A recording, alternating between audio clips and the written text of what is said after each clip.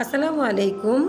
পবিত্র আল কোরআনের সূরা আল বাকারার আয়াত নাম্বার ২৬-এ বলা হয়েছে, সত্য বোঝাতে এই কথাটা বলা হয়েছে যে আল্লাহ মশা বা তার চেয়েও ক্ষুদ্র কোনো কিছুর উদাহরণ দিতে সংকোচ করেন না, কারণ বিশ্বাসীরা জানে এই সত্য উদাহরণ তাদের প্রতিপালকের কাছ থেকে এসেছে।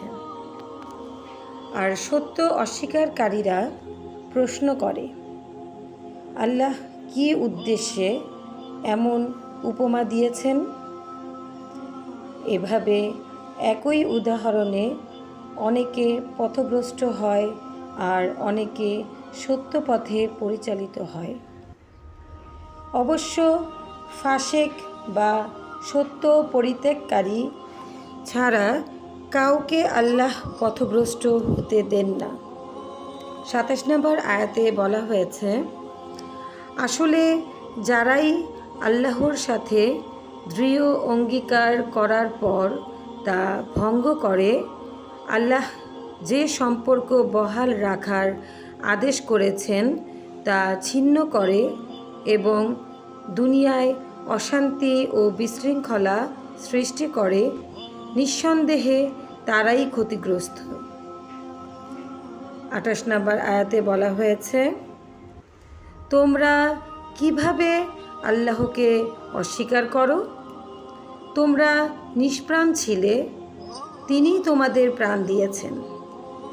এরপর তিনি তোমাদের প্রাণ হরণ করবেন, আবার তিনি তোমাদের পুনরুত্থিত করবেন,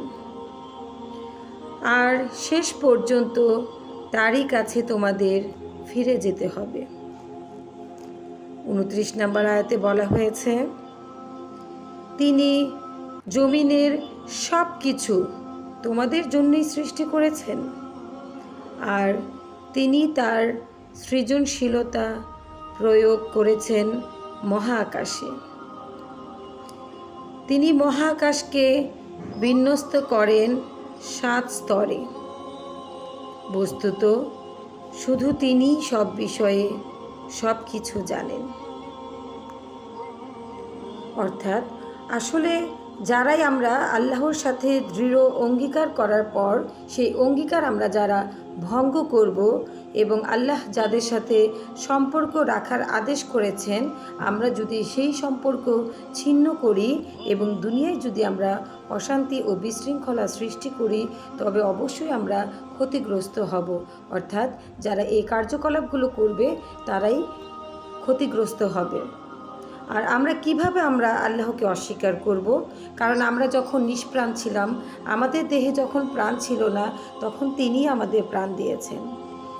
এরপর একটা সময়, নির্দিষ্ট সময় পার হওয়ার পরে তিনি আমাদের প্রাণকে আবার হরণ করে নেবেন এবং আমাদেরকে কিয়ামতের পর তিনি আবার পুনরুত্থিত করবেন এবং শেষ পর্যন্ত আল্লাহ তাআলার কাছেই আমাদের ফিরে যেতে হবে।